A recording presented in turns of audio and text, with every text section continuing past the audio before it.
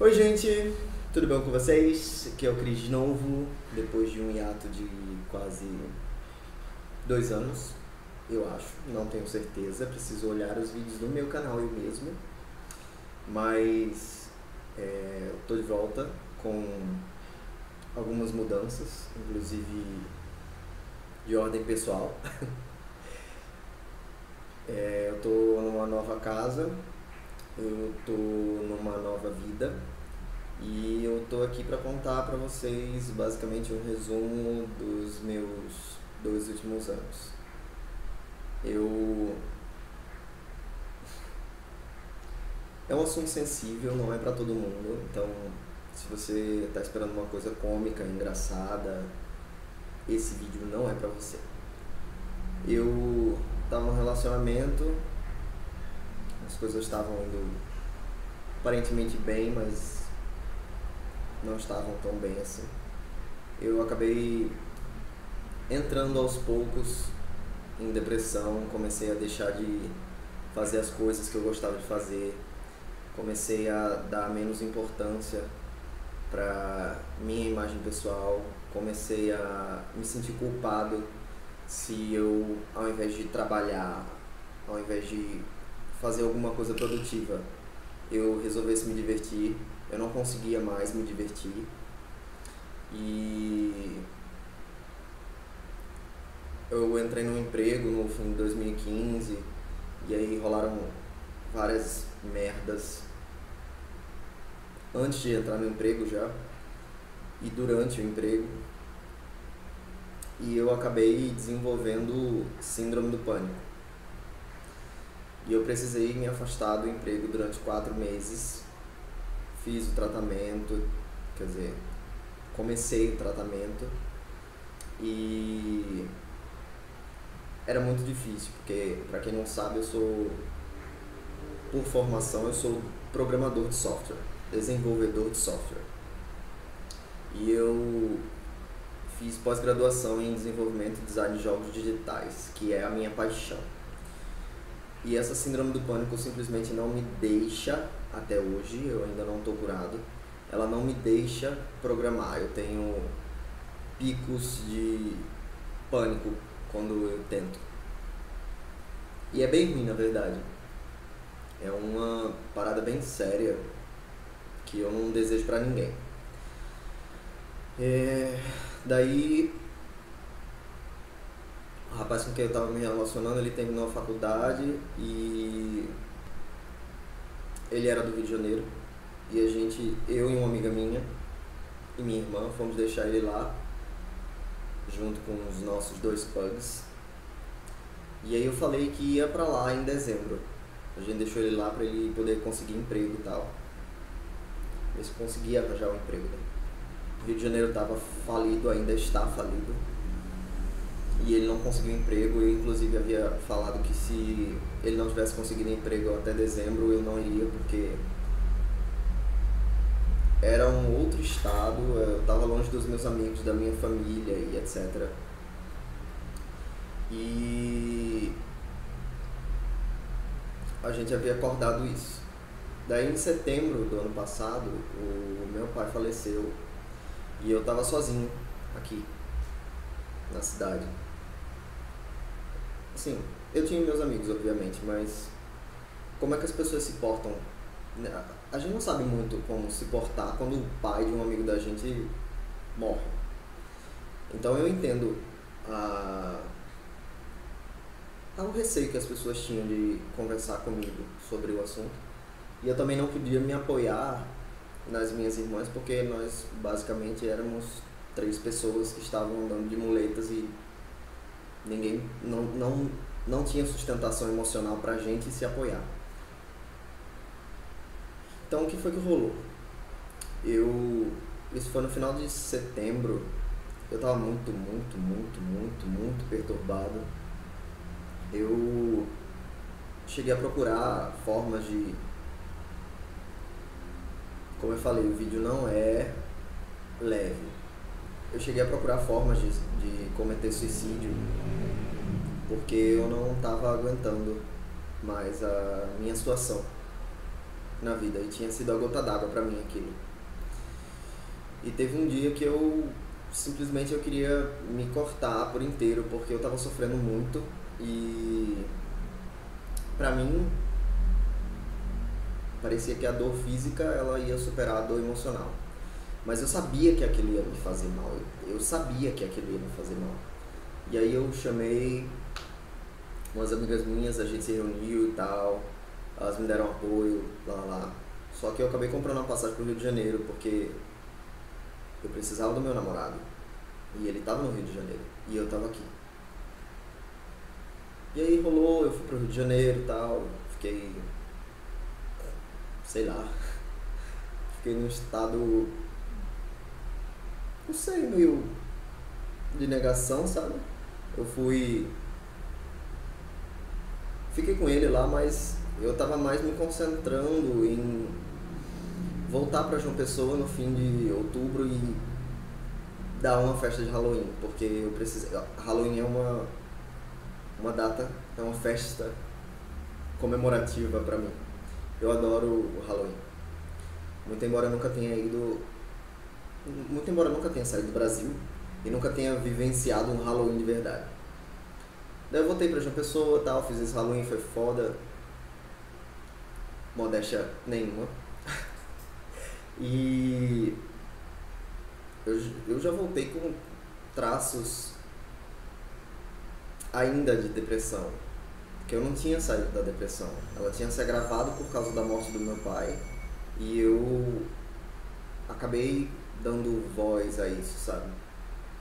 E eu tava fazendo terapia, eu comecei a minha terapia em agosto de 2015, fazer terapia.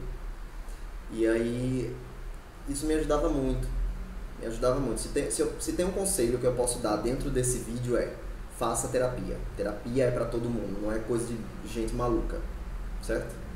Tire esse estigma da sua cabeça, pelo amor de Deus.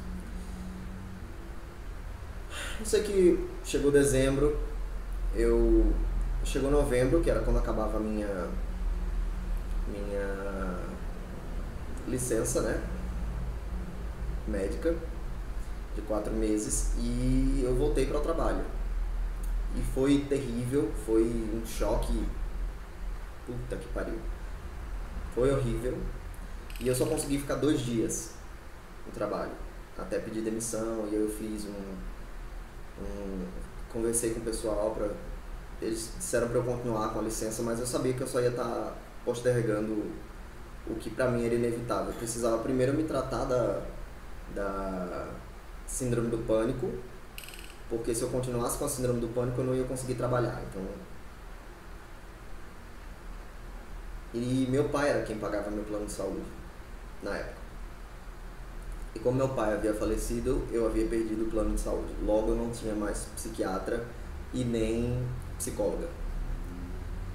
Então foi um choque horrível. O mês de novembro foi uma montanha-russa de emoções. Eu oscilava muito meu humor, oscilava muito. Havia dias que eu acordava achando que eu podia fazer o que eu quisesse, e aí logo em seguida eu tentava e, enfim, só piorava a minha situação. E aí eu fui pro Rio de Janeiro e honestamente foi a pior coisa que eu fiz na minha vida, foi ter ido para o Rio de Janeiro, porque lá eu não tinha apoio emocional, suporte emocional suficiente, porque eu não tinha amigos lá, eu não tinha família lá, muito embora a família do meu ex-namorado, no caso, porque nós terminamos, muito embora a família do meu ex-namorado me desse muito apoio, dentro de casa eu não sentia que eu recebia esse apoio. E tipo, eu passei 6 meses lá no Rio de Janeiro e eu tive surtos, 2 surtos por conta da depressão, e eu arremessei meu celular no chão, coitado. Ele até sobreviveu. É porque vocês não conseguem ver. Mas tem um arranhado aqui.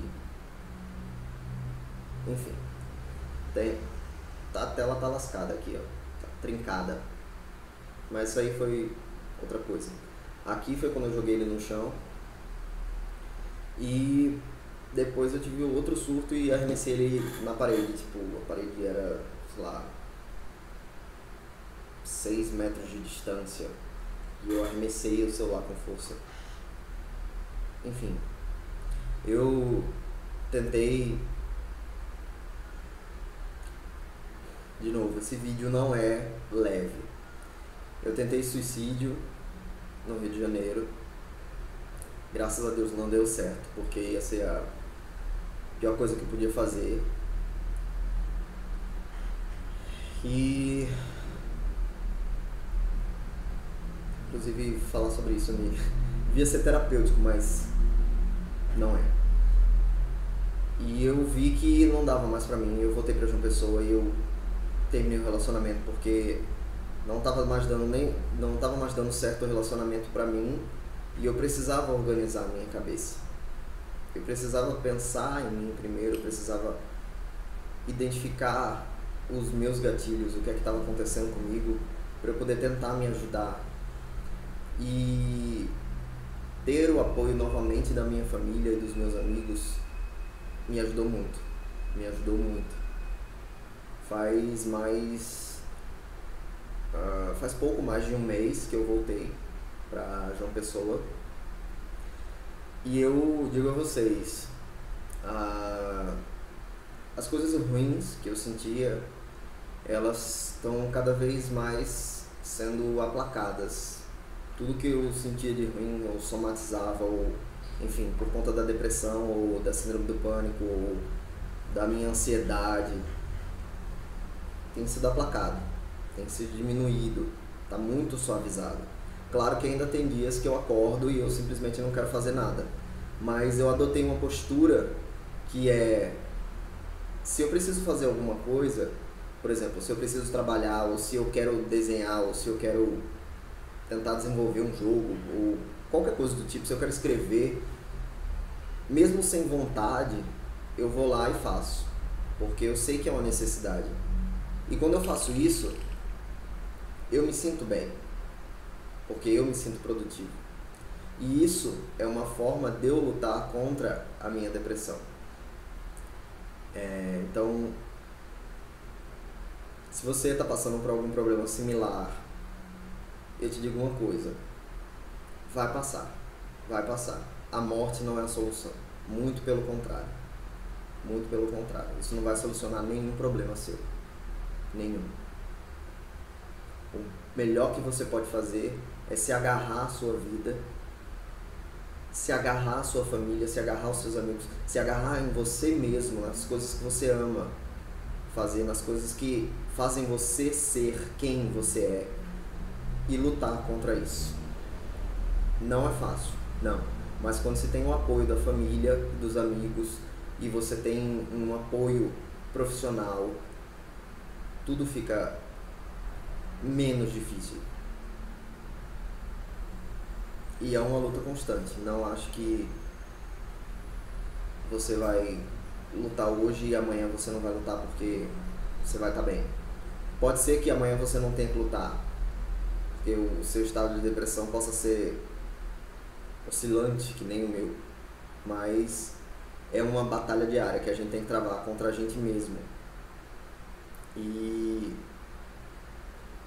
é muito reconfortante e revigorante quando a gente consegue passar um dia sem se deixar abalar pela negatividade que vem com a depressão, pela falta de vontade de fazer as coisas. Então, cara, precisa conversar, não tem com quem conversar, entra nesses se você só quiser conversar, se você não estiver esperando uma resposta, pelo menos era o que eu fazia. Eu entrava nesses sites que a gente conversa com estranhos e falava, porque era o que eu precisava. Ou então, se eu não tinha isso, eu escrevia, porque era o que eu precisava. Era uma forma de terapia pra mim. Era uma forma de colocar para fora as coisas ruins que eu estava sentindo e abrir espaço para eu sentir coisas boas, para energias positivas. Então, eu acho que tudo é válido no sentido de você tentar melhorar. Se você tem esse problema, procura ajuda da sua família, procura ajuda dos seus amigos. Não precisa ter vergonha de nada, absolutamente nada. Você é uma pessoa normal. Muitas pessoas têm depressão. Muitas pessoas têm síndrome do pânico.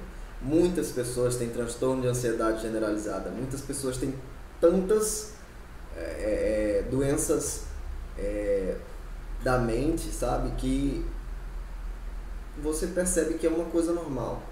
Que não é aquela coisa que os seus pais, ou pelo menos os meus, falavam, sabe? Você não é maluco, você é mais normal do que você pensa. Se você precisar de ajuda, lembra sempre do Centro de Valorização da Vida. Procura, liga e conversa. Se você precisar de ajuda, com certeza vai ter alguém ali que é especializado e vai poder te dar essa ajuda. E procura sempre ajuda médica também, porque é excelente. Eu acho que todo mundo, independentemente de estar em depressão ou não, devia fazer terapia. Terapia, acompanhamento psicológico, terapia ocupacional, enfim. Sabe? Porque a gente ainda tem um estigma muito grande em relação a cuidar da nossa mente. E é muito importante para prevenir e para remediar situações como essa. Então eu espero que vocês tenham gostado do vídeo. Se você gostou, deixa um joinha, dá uma curtida no vídeo e compartilha com seus amigos, compartilha com quem você acha que precisa assistir esse vídeo.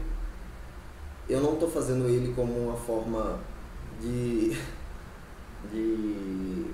ganhar popularidade, não é nada disso. Esses vídeos sempre foram e sempre serão muito terapêuticos para mim. Então eu faço isso porque eu gosto, eu não faço isso esperando nada em troca. Mas se você conhece alguém que precisa assistir esse vídeo, compartilha, tá? E o máximo que eu posso dizer é, se você não está inscrito no meu canal, se inscreve. E até o próximo vídeo, que eu vou voltar com a série de músicas brasileiras em inglês a pedidos de uma inscrita que entrou em contato comigo pelo Instagram. Então até o próximo vídeo.